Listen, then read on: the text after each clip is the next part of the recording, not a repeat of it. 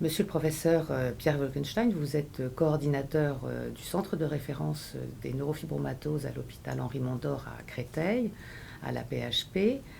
Pouvez-vous nous expliquer en quoi consiste la neurofibromatose de type 1? Donc, la neurofibromatose de type 1 est une maladie génétique autosomique dominante, ce qui veut dire que 50% des enfants atteints de neurofibromatose auront été l'issue d'un mariage où l'un des deux parents était atteint.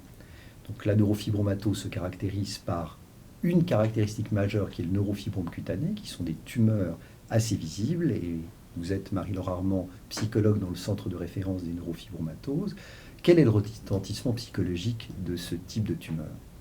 La visibilité de la neurofibromatose de type 1 est en effet une des sources de souffrance majeures des patients, que ce soit pour nouer des relations affectives, pour construire l'estime de soi, la confiance en soi, mais également plus tard dans la vie professionnelle. Et c'est en effet une dimension très importante qu'il convient de prendre en charge sur le plan psychologique. Donc, c'est pour cette raison que nous avons développé à l'hôpital Henri Mondor une prise en charge médico-sociale. Donc, nous pouvons détruire ces tumeurs cutanées, ces neurofibromes, avec l'aide d'un laser qui est un laser destructeur, le laser CO2. Il permet de détruire en une séance sous anesthésie locale quelques dizaines de neurofibromes et sous anesthésie générale, parfois jusqu'à une centaine.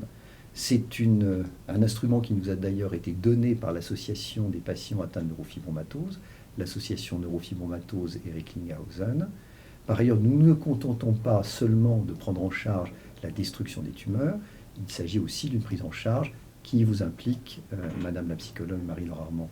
Tout à fait, il s'agit d'une prise en charge multidisciplinaire et globale des patients, aussi bien en effet sur le plan médical que social.